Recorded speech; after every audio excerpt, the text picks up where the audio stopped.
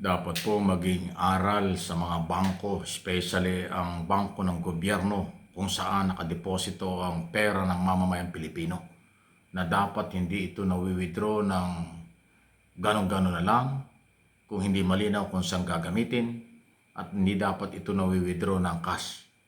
Dapat cheque para mahabol kung saan napunta kasi may paper trail kapag ka ho cheque kung sino nag-issue at sino ang binigyan. Yun ang dapat na malinaw para merong accountability. Importante ang transparency, responsibility and accountability sa mga government official, lalo na sa pera ng bayan. Ito pong controversial na impeachment trial laban kay Vice President at itong Article 1 na pinag-uusapan na ngayon. Ito yung confidential fund, intelligence fund ng Office of the Vice President na ang kabuuan niyan ay 100 or 625 million. Pero ang na-discover na ay 500 million sa unang testigo pa lang na naikas talaga ng 4 na beses. 125 million each. Bakit pinayagan ng ganong kalaking halaga yun? At bakit winidraw yun? At saan napunta?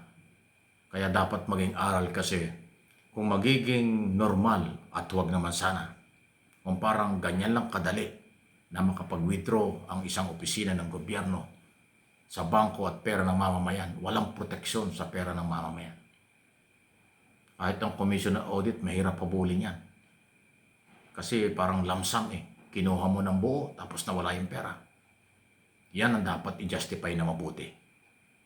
Yan ang problema nung Mary Grace Piatos at Kokoy Villamin at iba pa. Pampano at kung sino-sino pang ginamit na pangalan. Dapat nilang justify yun. Saan nila ginamit at para sa inyo.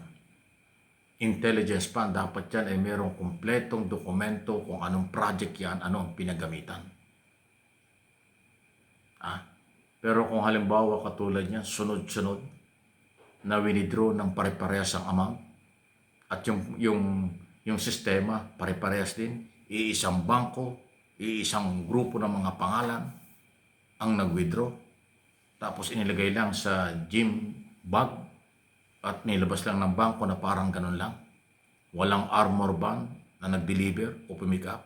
Mga pick up lang nag-pick up lang ay mga sasakyan na may kaugnayan sa mga tauhan ng Office of the Vice President. Saan yung dinala ang pera ng bayan? Yan ang tanong.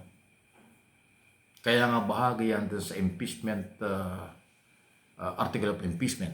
Kasi yan ay graft in corruption at betrayal of public trust. Pag hindi na-justify kung saan ginamit ang pera, korupsyon. At pasok ang kawalan ng tiwala ng taong bayan sa Office of the Vice President. Yan ang sinasabing betrayal of public trust at corruption.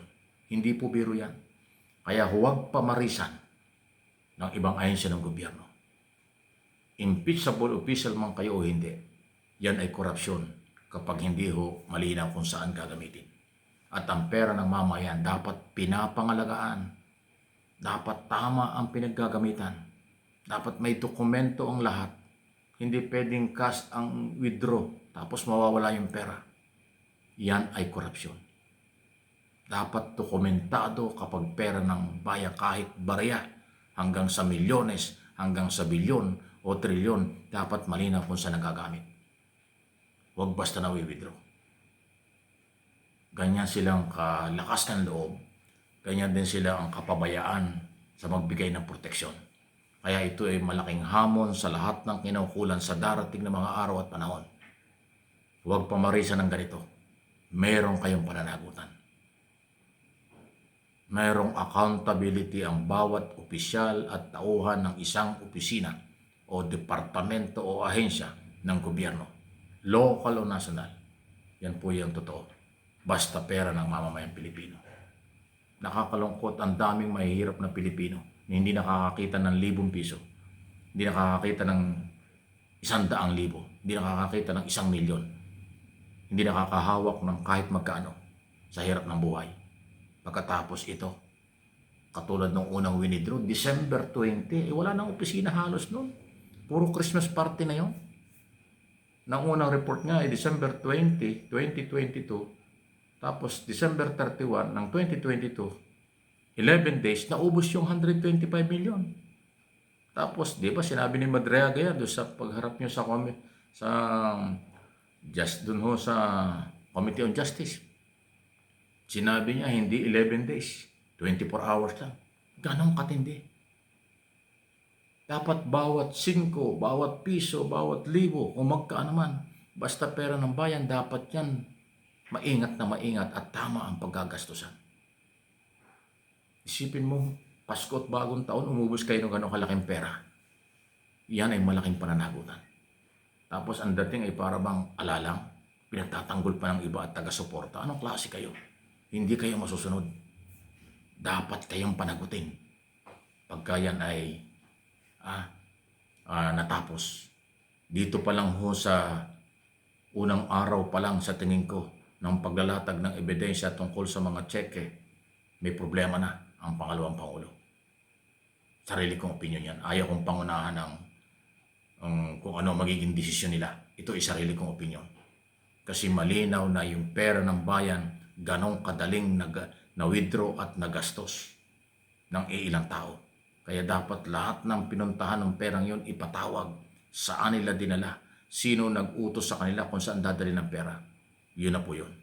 Office of the Vice President po yan. Hindi pwedeng ikaila. Walang ibang opisina ang nakialam dyan. Vice President at kanyang mga staff ang nag-decide niyan.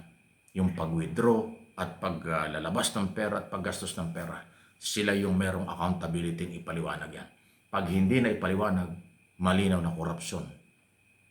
Hindi lang yan sa Vice President. Sa lahat ng sabit, lahat ng nag-ingkas at nag-deliver, tumanggap ng perang yan. Yan po yun. Sa Office of the Vice President pa yan. Paano pagka umabot na yung talakayan tungkol doon sa Department of Education? Meron ding milyon-milyong na withdraw doon sa Department of Education. Ganyan katindi. So issue lang po ito, walang personalan. Ang ebidensya ay naglulumiyan. Ang ebidensya ang pinag-uusapan. Ang ebidensya ay lumalabas. Anong gagawin natin? Mamamayang Pilipino po ang may-ari nito.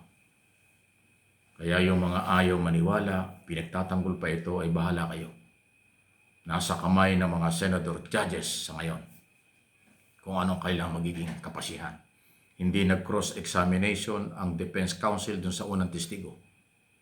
Baka hindi nila kung ano itatanong nila kasi nilatag na dun ang katotohanan ng withdrawal ng initial na 500 million pesos ang pinag-uusapan dito. Please like and share, subscribe and follow. Issue lang, walang personalan. Pagdidiin lang ng mga paliwanag at pagbabalita, pero hindi ho yan personal. Yan ay merong kaganapang dapat makarating sa inyo.